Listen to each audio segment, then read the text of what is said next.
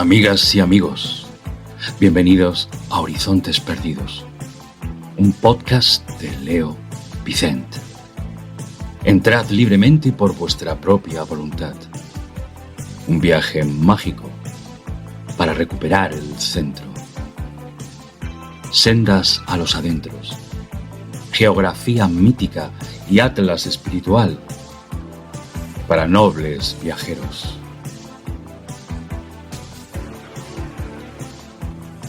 Cuaderno de bitácora para náufragos de la edad del hierro.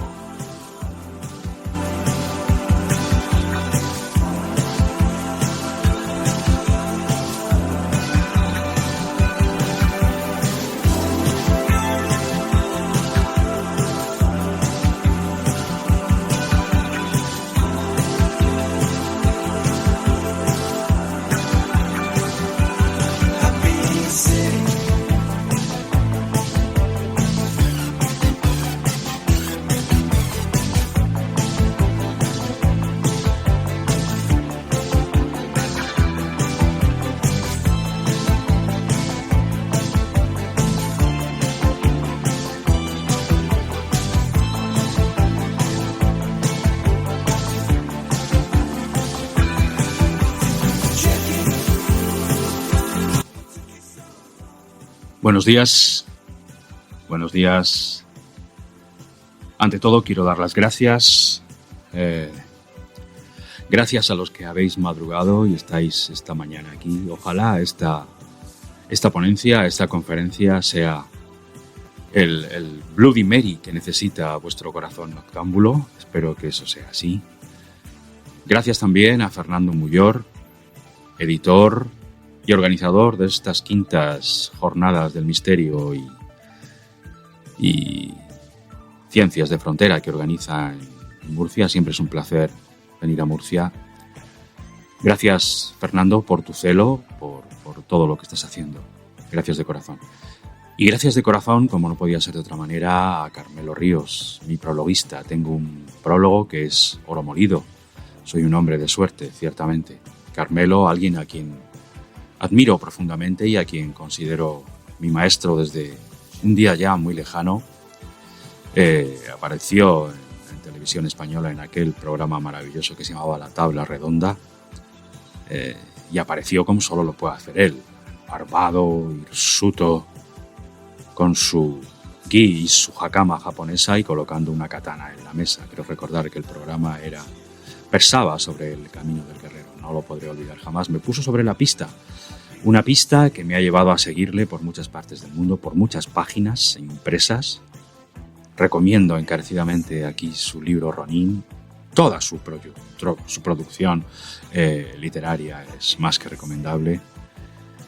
Y, como decía, le seguí por muchas partes, por muchos vericuetos escondidos. Nos encontramos en Japón. Él no me vio, pero yo a él sí. Y desde entonces pues sigo sus huellas, ¿no? Bueno, Serpientes y Palomas. Por fin lanzo estas páginas a los 8 pétalos de la rosa de los vientos. Es un día de alegría. Y es mi deseo que aniden en tu cabeza y en tu sangre, sobre todo en tu sangre. Ojalá sean un antídoto contra el veneno del nihilismo materialista. Son anticuerpos para vacunarte contra la estulticia del mundo moderno. Sí, como lo oyes. Son una vacuna en vena. Espero que no seas una antivacuna. Porque esto viene a prepararte para la batalla del final de los días, la batalla en la llanura de Kurukshetra, que está en el interior de ti mismo, está justo en mitad de tu pecho. Te traigo las riendas y las espuelas que necesitas para cabalgar la bestia del fin de los días, la bestia de la edad del hierro.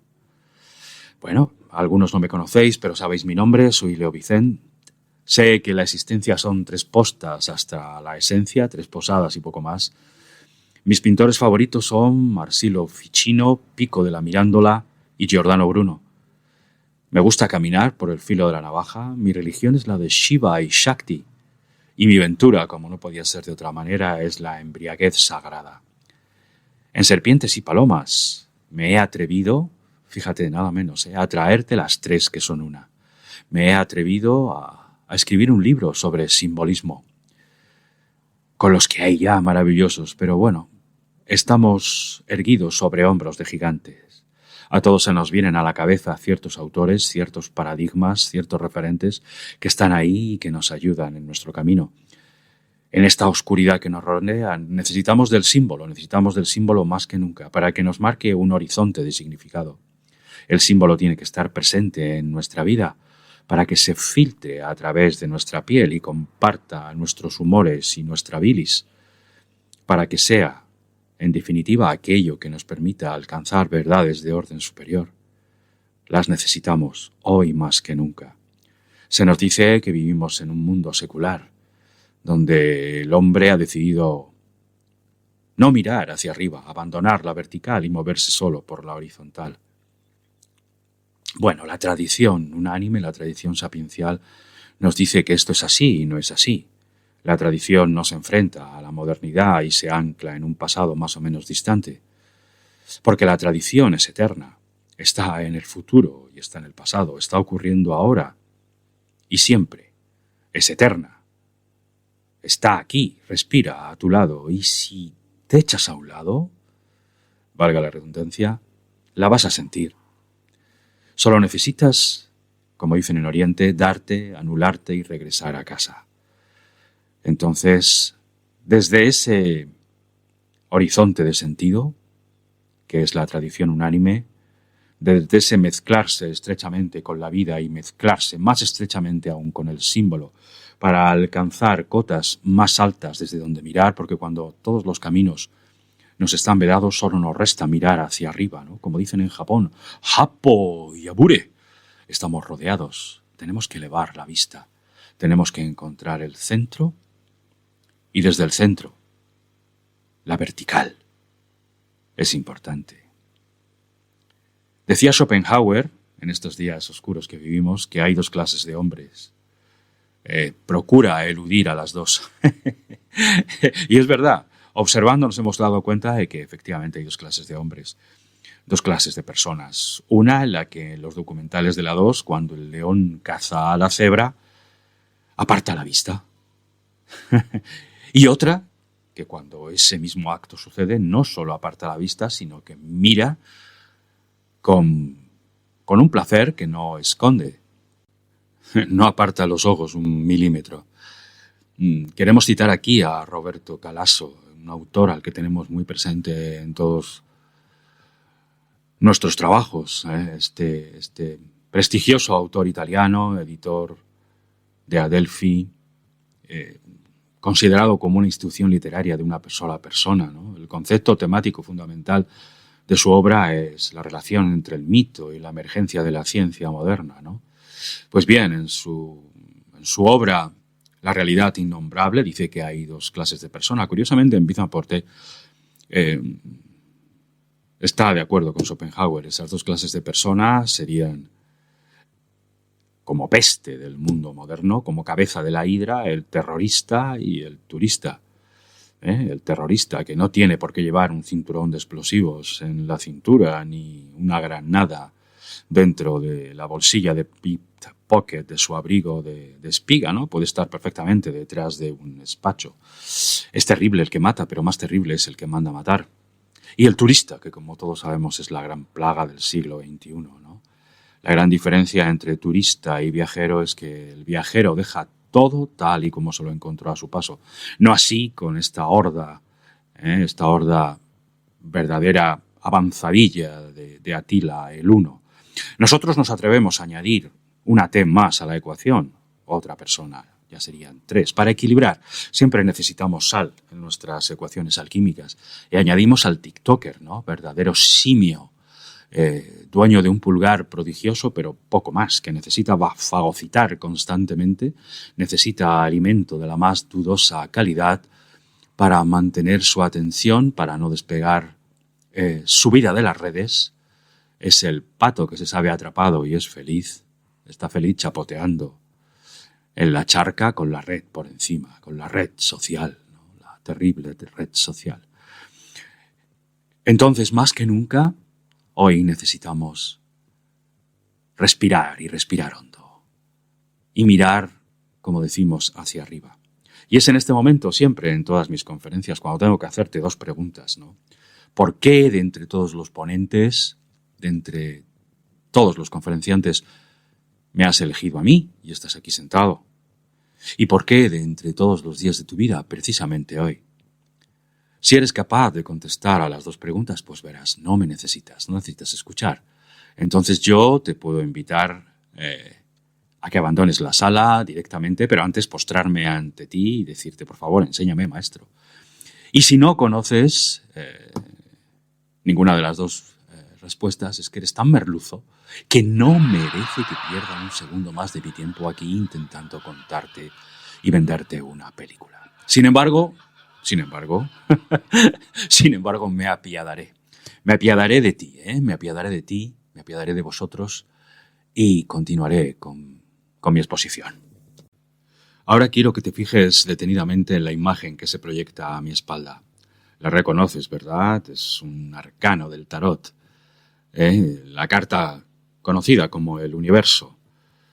En las cuatro esquinas verás un buey, un águila, un león y un hombre, y danzando en medio hay una mujer, y enroscada en ella hay una serpiente. Esta carta, en la cábala, en el árbol de la vida, Sendero 22 une el mundo material, el mundo más denso, con Yesod, con la esfera lunar, la esfera de la imaginación alada.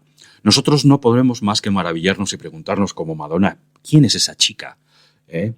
Fijaos atentamente en todas nuestras células. Enrollada en el núcleo hay una cinta de 2 metros de largo y solo 10 átomos de ancho. Más de 50 millones de kilómetros de ADN en cada individuo. Esto es suficiente para dar 5 millones de vueltas a nuestro planeta. Esta serpiente que veis ahí, bailando alrededor de la paloma, doblemente enrollada con escamas de los 4 aminoácidos, es una función con un único actor. Todo un hombre orquesta. Ella será los actores, el escenario, el público y el autor, la manzana y el jardín. Así empieza el show. La serpiente de la vida bailando la giga a ritmo de 23 revoluciones por minuto. El número de cromosomas que hay en el potaje humano, 23. El número de la serpiente naciendo de la carta del tarot, el universo. El sendero que lleva a la primera esfera, lunar, y de ahí hasta Malkut, la corona. Hasta lo más alto, la materia ofreciéndose al salto cuántico, a la mujer. ¿Y quién es? ¿Quién es ella? Disfrutad de su danza, de sus arabescos, pues es la alada imaginación desnuda a la luz de las estrellas, vestida con las galas de Selene e Isis. Ella nos lleva de la mano por el filo de la navaja, del barro insensible a la conciencia. Nos levanta apoyándose en la serpiente, de la tierra fría y cerril a los cielos encendidos. La carne y la mente se abrazan en lo que parece un tango imposible. Ella pone el pie en la cabeza de la serpiente. La serpiente y la paloma forman una única diosa de entendimiento, tan temida como venerada. ¿Sabéis una cosa? Su patio de recreo es el universo mismo. Eres tú y soy yo. La imaginación no puede bailar por sí sola, necesita un propósito. La planta necesita estar en aleación con el oro. La serpiente hunde su cola en el plancton que fuimos y alza su cabeza hacia nuestro destino en el uno. Es la energía, la materia, carne y sangre en el corazón del significado. Eso es arte, eso es símbolo. Y el símbolo es, no lo olvidemos, el lenguaje del uno, el lenguaje del absoluto, el lenguaje de Dios. Si queremos alcanzar la cima, tenemos que casar el sueño con la determinación. El sol y la luna han de concebir después de su tango a media luz. Nuestra plata y nuestro oro deben templarse el uno con el otro hasta enlazarse en la trenza perfecta. Hay un intercambio de sangre y gluten, mientras el águila blanca intercambia su color con el león rojo.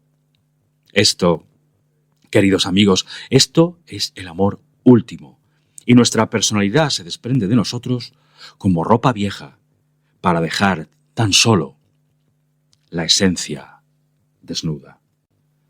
Y es que la verdad siempre se expresa mejor en el lenguaje de la poesía y el símbolo, ¿no creéis? Antes de seguir adelante os tengo que pedir una cosa, es importante antes de un acto supremo. El striptease, hay que desnudarse, nos tenemos que desnudar, tenemos que abandonar nuestros metales. Aquí ahora, nuestras ropas no nos van a servir.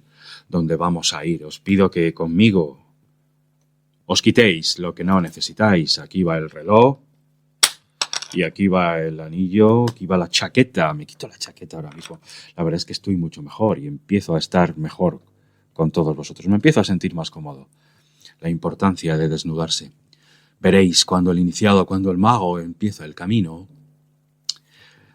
da igual su sexo, pero siempre que empieza el camino es masculino, pues su deseo, pues ansía penetrar los misterios del universo. Una vez que ha conseguido esta difícil tarea, es femenino, pues ha sido penetrado por el universo mismo. Este es el misterio sagrado del andrógino. Así, desde el androginato desnudo, bajamos a enfrentarnos a los misterios de la diosa blanca que cantaba Robert Graves, y que decía que ningún poeta que sea digno de tal nombre canta otra cosa que no sea a la diosa. El que a los 15 años escribe poesía es un adolescente, ¿no es cierto?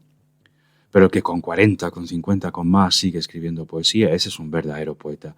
Y ese está en contacto con la diosa. Nuestra diosa, la veis ahí detrás, es Inanna, una antigua diosa. Y va a ser nuestro guía en el inframundo. Eran días tristes.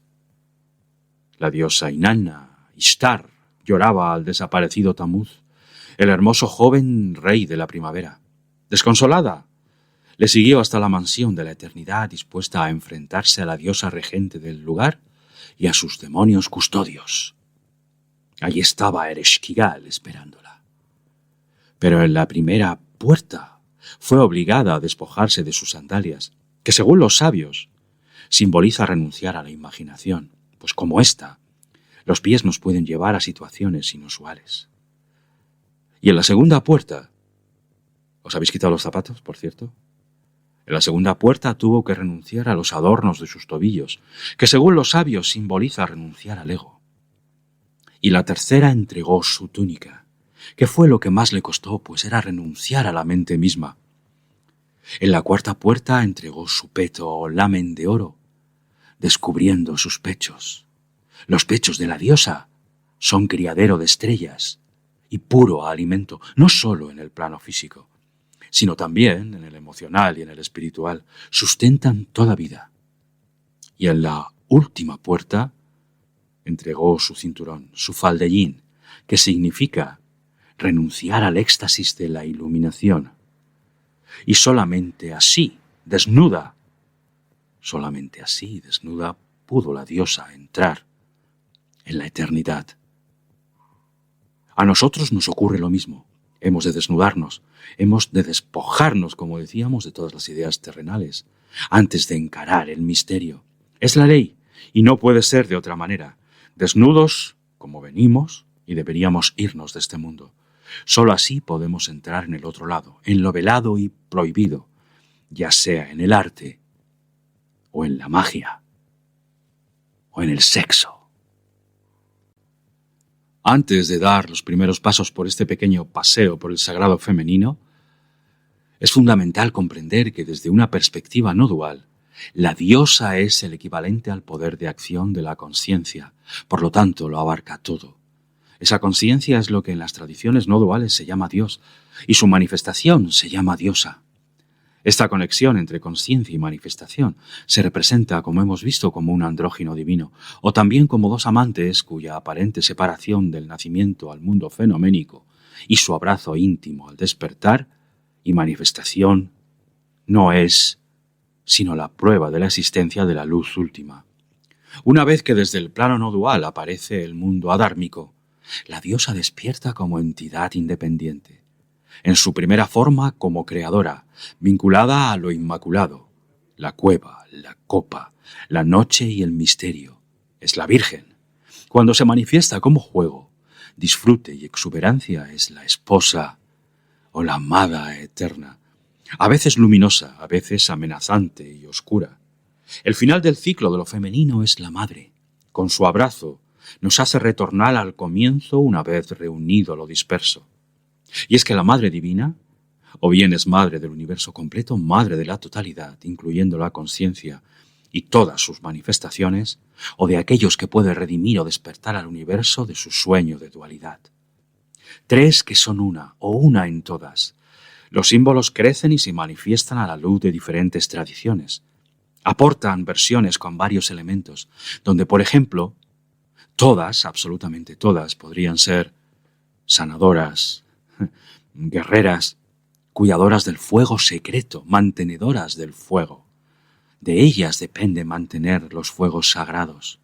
Recordad los fuegos sagrados de Vesta, miles de años ardiendo en la ciudad de Roma. De ellas depende el fuego. Ellas pueden también presentar otras cualidades independientemente de su condición de virgen, de amante o madre. Ved esta imagen, la penitente en la cueva. Cuántas sensaciones evocadoras nos produce, ¿verdad? El cráneo que nos da a la esfera del conocimiento. Bueno, ¿qué pasaría si los 7 demonios de María Magdalena no fueran su maldición, sino su iniciación? Recordad el yoga teresiano de los pucheros, las 7 moradas. Si os hablo de 7 moradas, quizá no os diga nada, pero si os hablo de 7 chakras.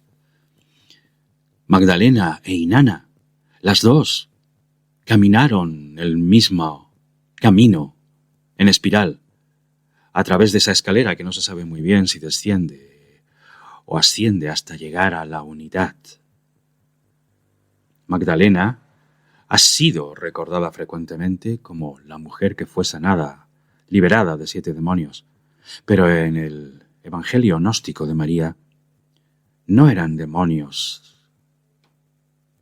que inducían al pecado, eran los 7 poderes del conocimiento, las 7 fuerzas interiores que liberan al alma de la ilusión. Enfrentarse a ellos no es castigo, es iniciación. Cada poder es una puerta, cada demonio es una puerta. Cada puerta es un velo que hay que ir quitando a la diosa. En las interpretaciones esotéricas y gnósticas, la historia de María Magdalena, siendo liberada de los 7 demonios, no es un acto de exorcismo, es una iniciación simbólica, un pasaje a través de los 7 reinos más bajos de nuestro árbol planetario. Ese árbol planetario que está ahí, pero que no vemos porque nuestros ojos están cegados por la fuerza de gravedad que tiran de nosotros a partir del sacro hacia la tierra y hacia la materia.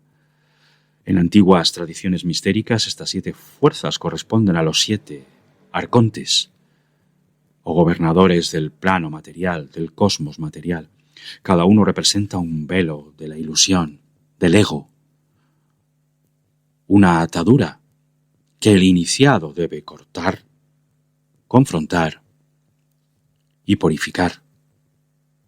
Liberarse de esos 7 demonios refleja en alquimia interna el proceso de individuación, la transmutación de la sombra en luz, en sabiduría pura.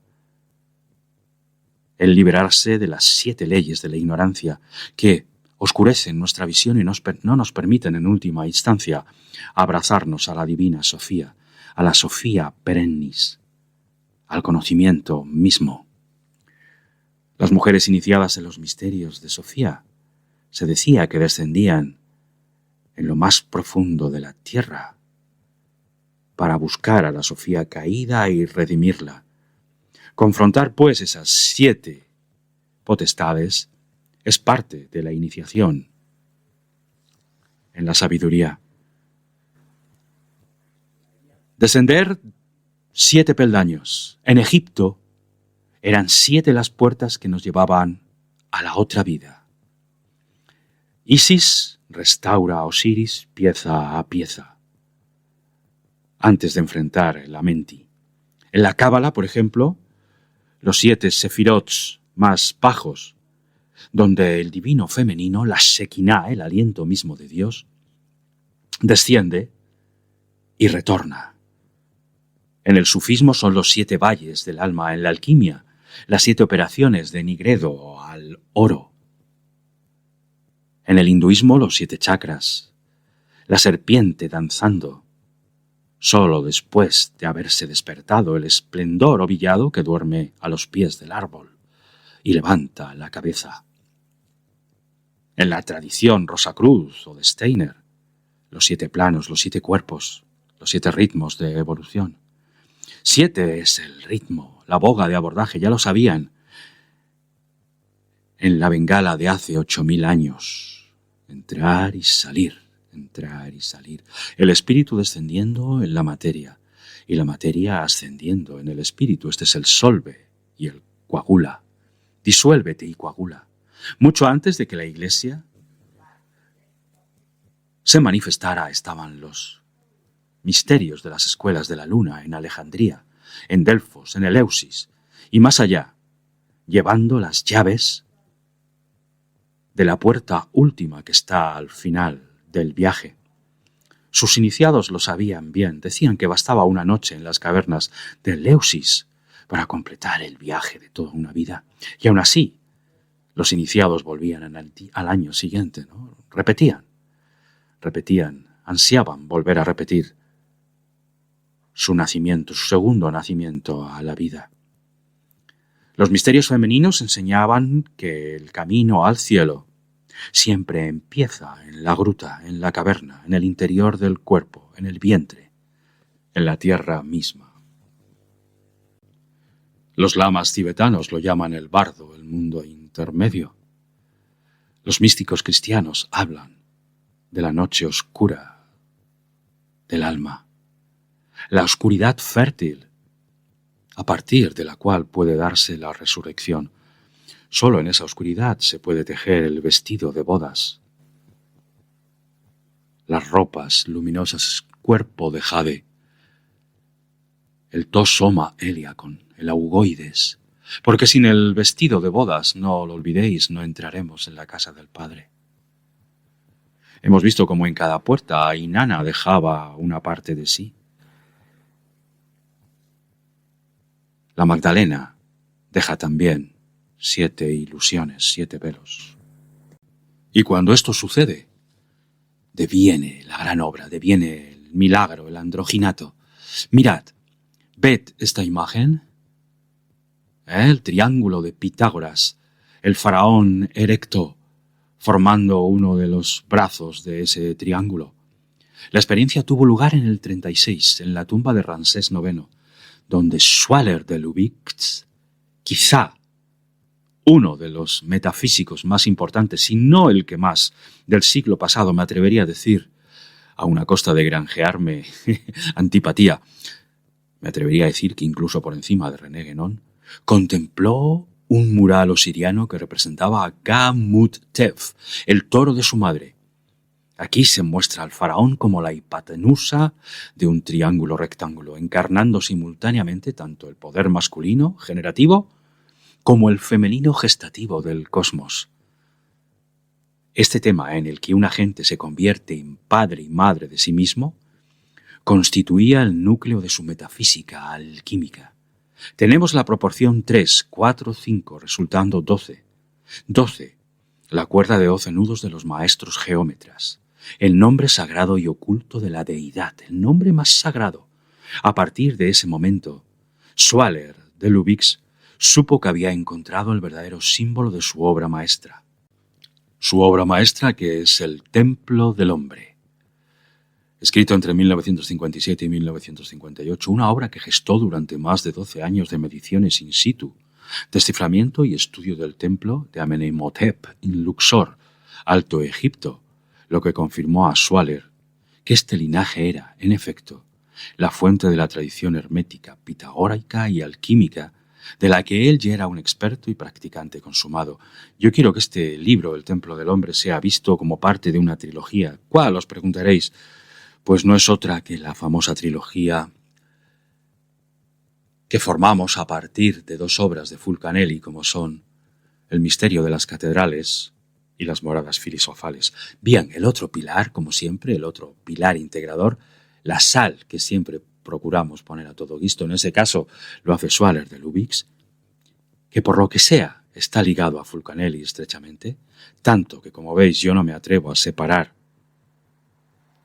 una obra de otra, nos lleva sin duda a las raíces mismas de la tradición. Para dedicarse a esta tradición, Swaller y sus acompañantes se instalaron en un ala del Palacio de Invierno a orillas del Nilo, en Luxor, donde pudo vivir en contacto diario con los templos. La lectura alquímica que Swaller hizo de las catedrales francesas, pirateadas por Julien Champagne para el misterio de las mismas, y filmadas bajo el nombre de Fulcanelli, consideradas durante mucho tiempo como imágenes arquitectónicas de Cristo, le predispuso herméticamente a abordar el templo egipcio del Imperio Nuevo como una codificación de la encarnación de Dios como hombre, el misterio del antropocosmos. En contra de la corriente dominante de la egiptología convencional, Swaller ofreció una elaborada interpretación simbólica del templo de Amenemhotep. Sostenía que la enseñanza fundamental que sustentaba cada detalle simbólico del templo, que gobernaba y daba forma a toda su estructura en todos los niveles, desde sus cimientos y ejes hasta sus materiales y su forma, era la doctrina del antropocosmos. En términos inequívocos, Swaller llama al templo de Luxor el templo del hombre. Esto no se debe únicamente a que la estructura del templo pudiera correlacionarse con las proporciones biométricas del corpus real, la imagen del faraón, sino a que el templo divino egipcio en sí mismo, al igual que el faraón, es la estructura que sustenta la encarnación de la divinidad.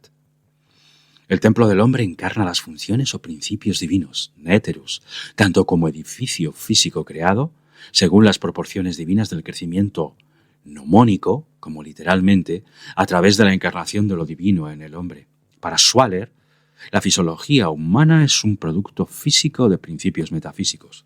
Su padre es el sol, su madre es la luna, no lo olvidemos. Como tal, los órganos de la percepción humana, desde los físicos hasta los sutiles, son, al mismo tiempo, los instrumentos de la autopercepción divina. En general, Swaller enfatizó como una profunda filosofía antropocósmica que estaba codificada en cada aspecto físico de la construcción del templo divino egipcio, y más aún, que una inteligencia profundamente e intuitiva e irracional, superior a nuestro propio racionalismo divisivo, se encontraba en el corazón mismo de lo que estaba viendo. Interesante, ¿verdad? Encararse con la diosa, los misterios del androginato, fundirse con la diosa. Vivimos tiempos oscuros, tiempos muy oscuros. ¿Qué me lleva a escribir Serpientes y Palomas? Si nos atenemos a la precesión de los ciclos, no vamos a hablar ahora aquí, pues ya lo hemos hecho del Kali Yuga genoniano. Vamos a hablar de otro ciclo. Veréis, conocí en el pub Green Man de Londres a un escocés borrachín. Le vamos a llamar Mr. Macaulay, pues todavía sigue vivo. No vamos a dar su nombre real. Este hombre había sido el que inició al mismísimo David Bowie en el Argenteum Astrum, en la escuela hermética arcana, heredera de la aurora dorada. Y él nos contó, después de invitarle a un par de pintas, la verdad es que no nos salió muy caro, ¿no es cierto? Nos contó su teoría. Nos tenemos que remontar al pasado más lejano. Fijaos, daos cuenta que del neolítico, paleolítico, hemos pasado al tiempo que estamos viviendo ahora, que es el tiempo del ansiolítico, el tiempo del hombre de la carencia de la más absoluta dispersión. El hombre que necesita estar empastillado todo el día para poder soportar su anodina existencia, para combatir su neurosis, su insomnio, su mal vivir, ¿no? En el principio, el hombre adora al animal. Le produce comida, le produce la ropa que necesita para no morir de frío, el aceite que necesita para sus lamparillas.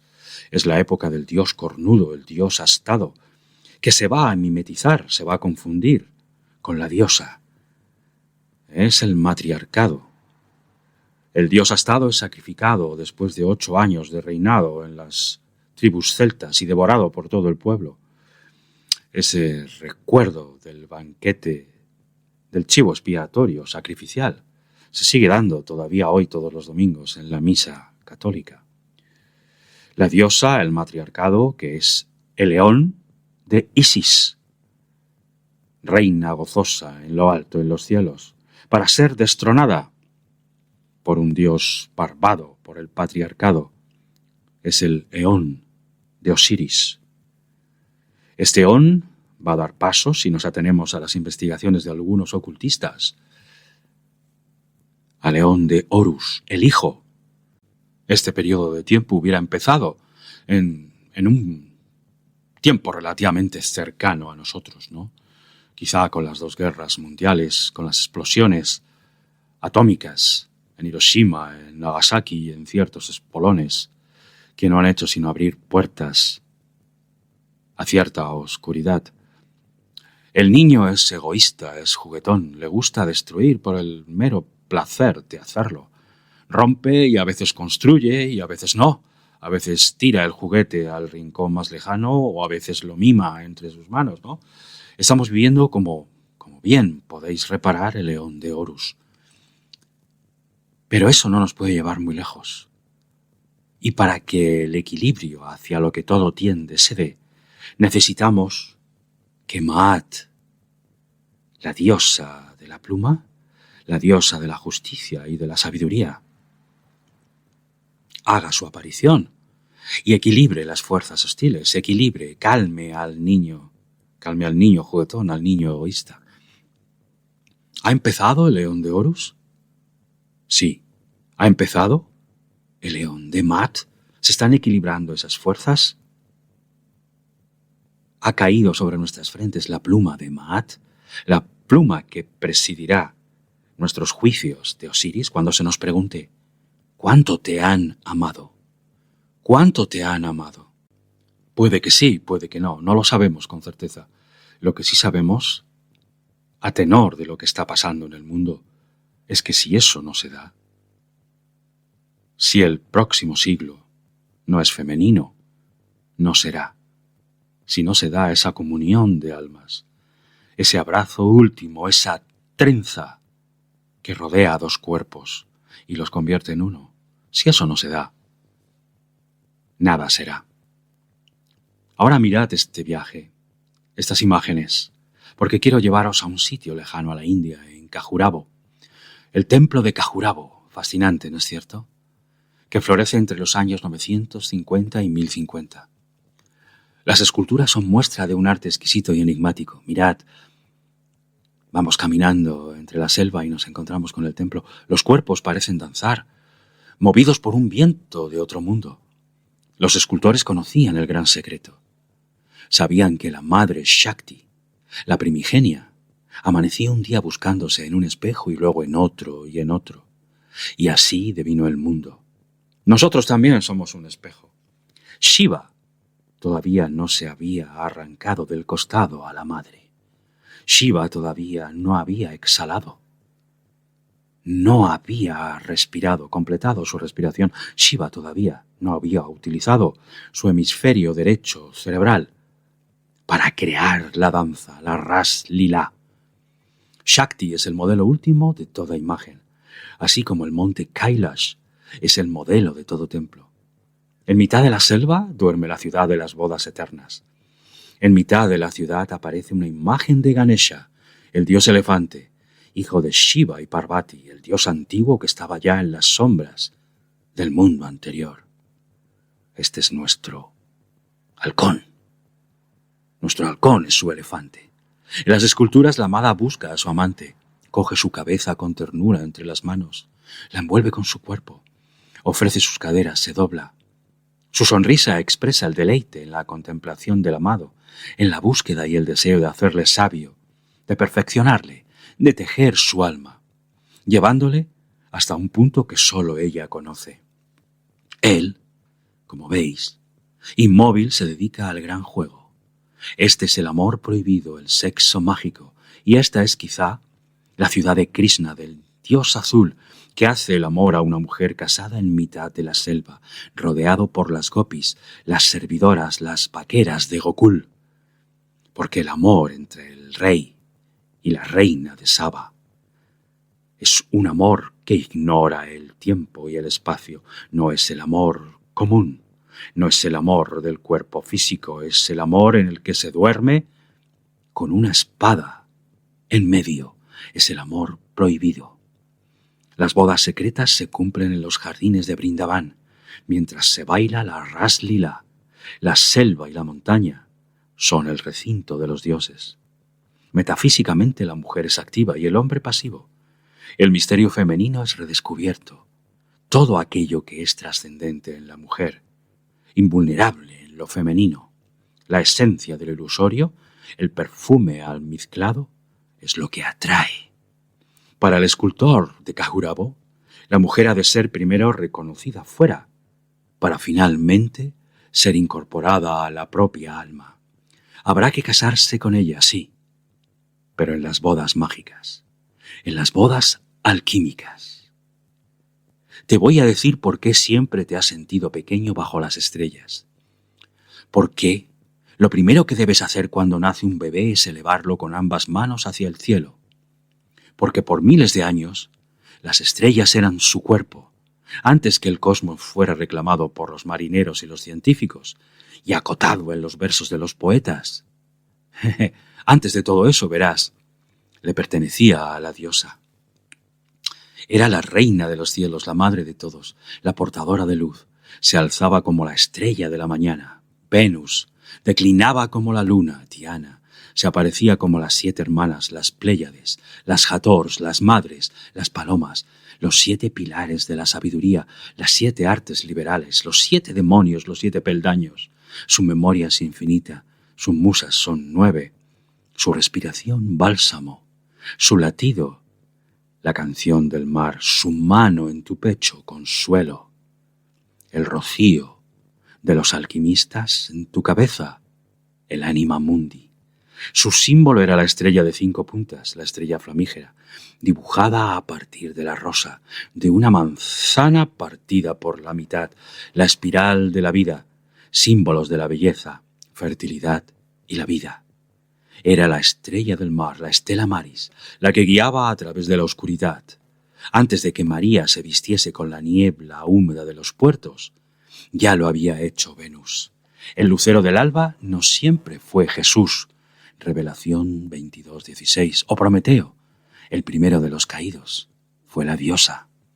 Después de que cayeran sus columnas, continuó viviendo en los templos excavados en la roca, en logias, en banderas, encantamientos y antiguos estandartes. 7 sacerdotisas guardando el eje del mundo, 7 bailarinas sagradas en las casas de poder de Afganistán. Los griegos pensaban que eran palomas, los egipcios que ellas tejían los destinos. Los gnósticos sabían que eran las cariátides que sostenían el templo de la Sofía Perennis, madre de la sabiduría. Mira hacia arriba, sigue allí, con cada flor de 5 pétalos, cada estrella gemela, cada hombre olvidado, llevado y traído por el viento y fijado en la luz. Sigue allí. Desde siempre lo han sabido los caminantes de la aurora, los fieles del amor, los fideli de amore de Dante, los trovadores, los mines singhe, los guardianes de la sangre, a ambos lados de los Pirineos, los fufís de la Rosanilla, los adeptos del fuego secreto, cosechadores del rocío cocido. Lo sagrado femenino son las cualidades receptivas, silenciosas, pasivas, ¿no es cierto? Lentas, fluidas, sensitivas, creativas. El elemento relacionado es el agua y el órgano, el corazón. Lo sagrado masculino son las cualidades de acción, rapidez, intrepidez, osadía, fuerza, entusiasmo. El elemento es el fuego, el órgano es el cerebro. Ambas energías, tienes que entender esto, son sagradas y están presentes en cada uno de nosotros. Seamos conscientes de ello o no. La energía femenina siempre es húmeda, lunar, oscura. La energía femenina es energía creadora. Es el lado derecho de tu cerebro, el hemisferio derecho de tu cerebro que no utilizas. Durante miles de años la sexualidad humana solo fue dibujada y esculpida en femenino. La presencia de la vulva fue un símbolo fundamental en las cuevas, junto con la sangre. Antiguamente todo estaba relacionado con los ciclos de la vida y la naturaleza. Ciclos que el cuerpo femenino también señala y que durante miles de años fueron respetados hasta ir desapareciendo. Aunque nunca del todo, como hemos visto.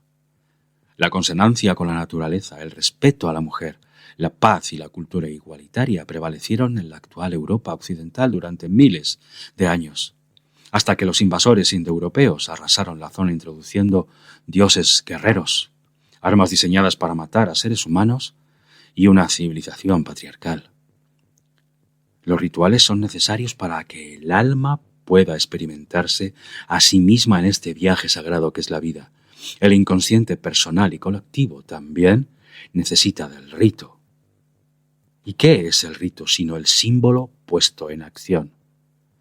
Son sagrados los ciclos de las mujeres, que las asemejan a la luna. Sagrada es la sangre que nos da la vida, es sagrada la mujer, en todas sus etapas, doncella, madre, anciana, las benévolas. El rito de paso es cuando la mujer queda encinta, las auras primordiales son agitadas, el Espíritu de Dios sopla cuando quiere y sopla sobre la superficie. Y sobre la superficie se hacen olas. Y bueno, me están haciendo señas ya desde arriba, desde cabina, son señas enérgicas, señas que me hacen pensar que debo temer por mi integridad. Así que gracias otra vez por haber estado aquí. Espero haberos hecho pasar un rato esclarecedor. Espero haber llevado un poco de luz a vuestros corazones cansados. Espero que el día, a partir de ahora, sea mucho más luminosos.